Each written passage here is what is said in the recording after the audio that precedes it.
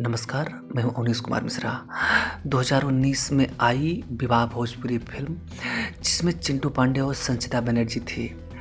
आपको बताएँगे कि 2019 में संचिता बनर्जी कैसी दिखती थीं और अब कैसे हो गई हैं। मूल रूप से साउथ की एक्ट्रेस संचिता बनर्जी भोजपुरी में काफ़ी दिनों से कार्य कर रही हैं। इन्होंने दिनेश लाल यादव के साथ भी कार्य किया है। 2019 में आई भोजपुरी की फ़िल्म विवाह में इनका जो अभिनय था बहुत दमदार था। इसकी वजह से उन्हें एक अलग पहचान मिली। आपको बता दें कि उसमें एक बहुत साधारण स्त्री के रूप में नज़र आई थी, लेकिन अब इनका रूप बदल चुका है। अब ये काफ़ी hot, sexy and bold actress के रूप में जानी जाने लगी हैं।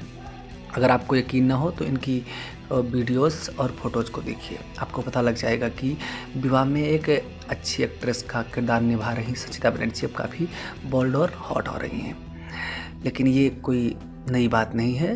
ऐसा फ़िल्मों में काम करने के लिए करना पड़ता है।